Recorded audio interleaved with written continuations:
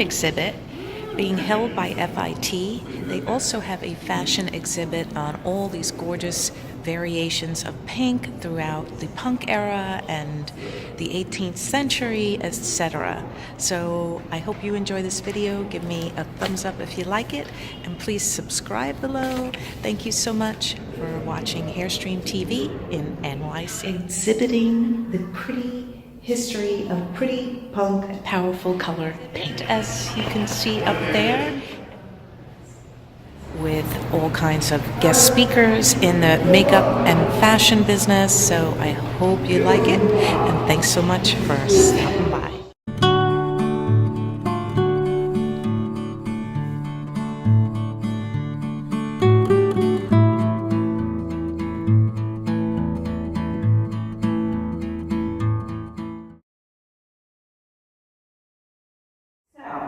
Louise, I need to bring you into the conversation. As we think about who wears pink so well, share with me, if you would, what is your favorite pink shade, and what do you find works so well for different pinks for different skin tones? Well, after hearing you guys, we can certainly hear and see that pink can be worn by different people because it comes in so many different hues.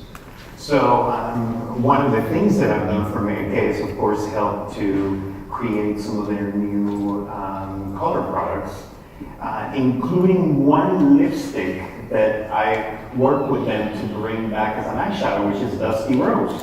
For some women versus others? Well, first of all, in this day and age, I think anything goes, right? It's all about individuality, whatever you want to wear. I do think that there are shades that, depending on your skin tone, work better. A lot of it was just intensity, whether you like something a little bit more sheer in texture to where you might love something that it's a little bit more matte. And to think about it in terms that literally it can be used on cheeks, on lips, on eyes.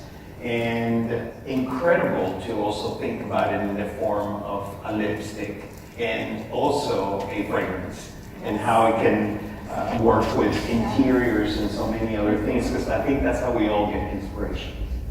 Yeah. And Karen, I'm having my own company, and just doing a really top-line evolution of that transmogrification. When I was at Estee Lauder, it was quite a long time ago, it was to your point about, there used to be rules about color. And I will tell you that when I ran color cosmetics at Estee Lauder a long time ago, that 90% of our foundations had pink undertones, because number one, Mrs. Lauder thought everybody looked great in pink. Number two, it was kind of back then what we did. Bobby Brown came along in the 90s and said, no, yellow undertones is really where we're going. And it was an interesting transition evolution, because in fact, our population in the United States certainly was changing. We were becoming more homogeneous. There were many more dark skin tones as part of the population. And it was way back when Estee Lauder was a fairly Caucasian company. They would not love you hear me say that today, but it happened to be true. So there was a natural evolution, and moving from Estee Lauder, which when I was there was a very American company, into the L'Oreal group, which was much more global. Pink was the center of attention of color cosmetics at Estee Lauder, not so at Lancome. Pink at that point was considered very American, not so European. So it's very interesting, obviously historically as well as culturally. We do have a different take on that. World, Brazil to Russia, China, Korea. What have you observed perhaps more recently about maybe some preferences in pinks as you travel around the world? 5 continents this year alone. Yes. Beautiful countries for Mary Kay and continents. I think that there are clear differences, definitely. I think in Asia, when it comes to skin, a lot of Korea and Japan is still about this glass skin and that rosy glow that comes with that. So you will have a lot of sort of blurred lines on the lips and super Maybe soft. more a bit of a stain. A stain on the lips, exactly, and cheeks that are just glowing in pink, but not necessarily too Doesn't much. look always like makeup per se. Exactly. I'm from El Salvador, and I come from a mom who wears lipstick every day. So when it comes to Mexico and Brazil, that's right. She can't go out without her eyebrows either. She's 82. But that would be a whole other panel. But in Latin American countries, I think that women want to see color, so you see more matte and saturated liquid lip in blush that way, where I would think that in Russia and in parts of Europe, I would see pink more as almost as a soft eyeshadow or maybe a soft blush. So it's very interesting how it's seen, Yeah. but I think it's also very interesting how it works with all different types of women. They're here. I think the color blocking and the boldness of it, and I think there's a moment to celebrate. It's funny, when I was scanning the crowd, as you all were arriving, well, before the big spots came up, there's someone out there with a fabulous pink hat with a major pom-pom. You're out there somewhere, and it's amazing. And this lady over here with the beautiful pink boa, I love the fur. But the pink you spot, and it really is a bit of calling attention, to oneself. And funny, as Louise was talking, I couldn't help but think about everything you just said about regional differences and the global nature of the work that you do in color. It's as if you could just swap in the word fragrance, and my fragrance friends out there know what I'm talking about, in that, we see the same intensities of pink across scent. So for example, in Asia, where markets are really starting to see a lot more fragrance use, even a country like China for sure, where it maybe wasn't as something culturally to wear a lot of fragrance in Japan for one, but also in China, in fashion. So yeah, And I think it's all about social media and Instagram as well. I live in LA, and I drive by the wall at the Paul Smith store there, which is a bright pink wall. And I just read today that it's the most Instagrammable landmark in LA now. Everyone wants to get their picture taken. And when you think about it, that pink is so flattering. It really doesn't matter what you're wearing. And there's a reason why I see hundreds of people there every day. it's true. It's like we're seeing with Candyland and all these different Instagrammable moments. It's gonna make you look good, and when you're on Insta, you're going to shine. You're going to be a star for that moment. We've talked a little bit about how pink can go from cute to confident. And thinking about candy and unicorns, there's some very youthful images associated with pink. So the question is, do we think pink is pink really grown up now? Or is it still playful? I think it's always playful, and I think it does maybe become modern, but I think you've done something, Cheryl, the idea of fun. There's a fun factor to something pink versus wearing, as of course many of us from New York wear black. I tried to kind of break it up a bit tonight, but thank you. Our global head of marketing, who's amazing, Arnaud, came to visit this week, and he was wearing a most beautiful, very millennial pink, even softer, almost a glossier, pale tint of pink cashmere turtleneck, and it looked beautiful on him. He's also a redhead. So it looked really stunning on him. And so that idea of playing with color and color that suits you as an individual, I think pink is always going to be there to, put into our wardrobe to have a moment to, be fun, whether male or female, it doesn't matter. It can be such a versatile color, and as Kate said earlier, it can be as attention-grabbing as red, but it's still not quite as much in your face as red is. And then you can play the ingenue with, a candy pink, cotton candy, angel pinks. It does seem very sort of innocent and demure. So it allows you to have all these different personalities within this one color. I can push this any farther, right? Exactly. It has become such a center of not culture and society, but also politics. And I think to your point, we opened up with this conversation about the women's movement, and I don't want to get focused on that, but gender fluidity. I mean, there's another place where it is, again, it's this perfect storm. There's so many things going on in life today, and pink seems to have a place in so many of them. And I love your comment about the pink being very soft and feminine and nurturing, but it can also be very edgy. I was in Tokyo a couple of months ago. I try to do the trip with some regularity because what the Japanese do with color is so amazing. And for those of you who know the Rajaku girls, and they're, they may be in cotton candy pink, and then there'll be some edgy piece to it, and you're not quite sure whether they are playing the feminine little Japanese girl or it's a tiger coming out of the wall at you. And pink is able to make these transitions. And I wish I had a scientific explanation about the waves in your brain when you see pink. I'm sure there is one somewhere. Yeah. But it seems to make these political, social, cultural transitions that seem to be somehow timely. Well, and when people use the expression pink is the new black, I used to think of it as, okay, they're saying black kind of goes with everything, but it's really, I think what you're highlighting is more than that. It's what pink can mean, how it can be used, and no other color, at least other than black, even had a shot at claiming that territory. It's so true. I mean, pink is here to stay. I mean, long live pink, I would say. There's something, hate to use the same words, but fun and joyous. So many times I've done like a makeup test, or maybe even a celebrity where you do a smoky eye, and you have all these meetings about you have to do a smoky eye this time around, and then there's the lip, and then there's the cheek color. And I think that when you don't want that smoky eye to be so serious, then that's where a pink lipstick will come into part. So I think that is the perfect thing. I think when I saw the exhibit here, to see some of the convo pieces, to see some of the pieces that are mixed with leather, to me that also says super heavy smoky eyes, sheer pink lip, then I'm good. It's not like red, I love red, but I think red is a lot more serious.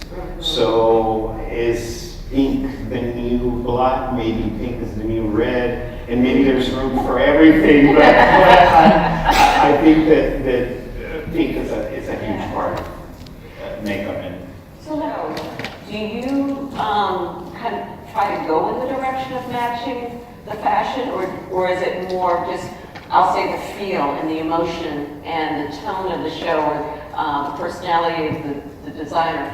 What guides you as you think about some of the makeup looks that you create? Right. Well, I think that after you've done makeup for a while, and really in any industry, you almost can become an art director in some ways. Like you can sort of read and at least have a point of view as to how things should go, and then you need to have an open mind and hear what the designer has to say, what they're trying to convey. But again, I think there are those little nuances, like adding a shade like pink, making things softer. I also think we've moved so far away from those sort of rules that used to exist where it's springtime, we wear pink, it's holiday time, we wear red. So it's great if you want to wear it, but I think there's so many options now.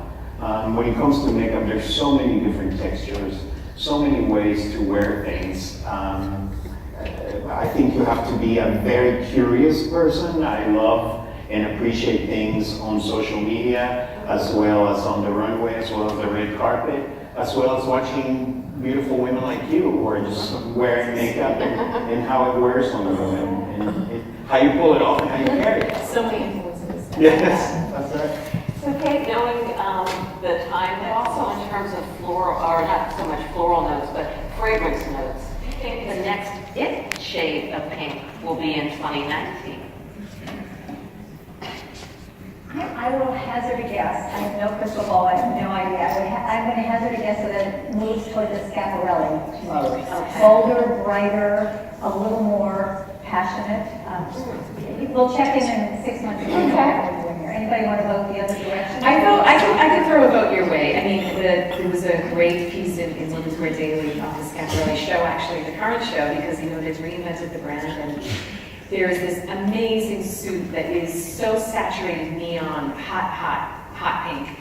Also, with to your point about red and pink, it's outlined in this really bright, saturated orangey kind of red but orange, and it's just the most gorgeous thing to stare at. And so look it up if you haven't seen it. But yeah, I do think saturation. I think overdosed, and as Schiaparelli said, Madame way back then, her term was pure and intense and unadulterated. So that's kind of the idea.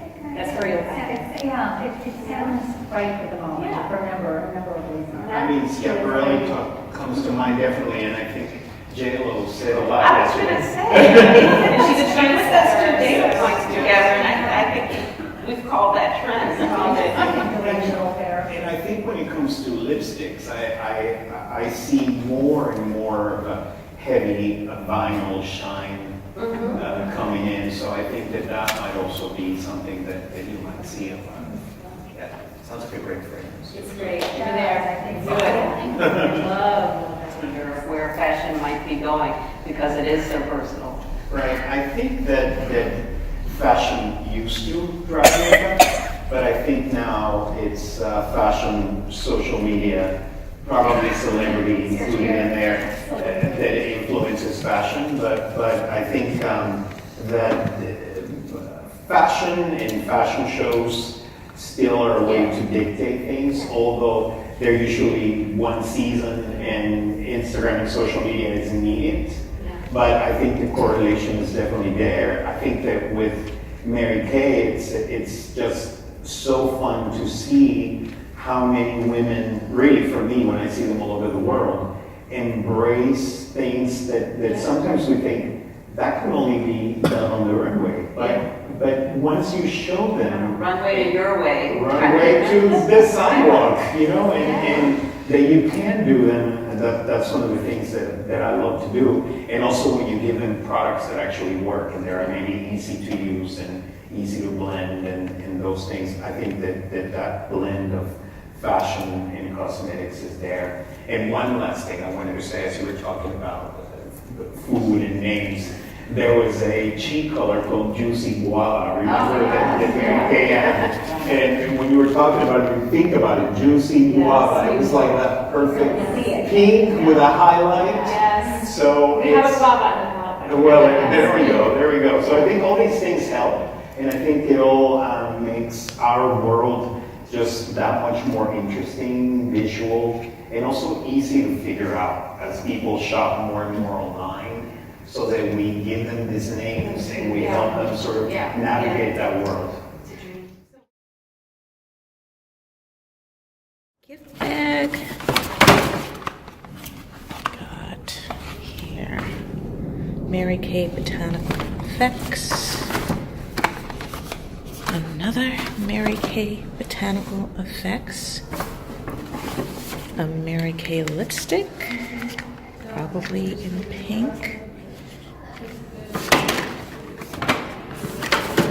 And some pink cakes. And that's what's in the gift bag.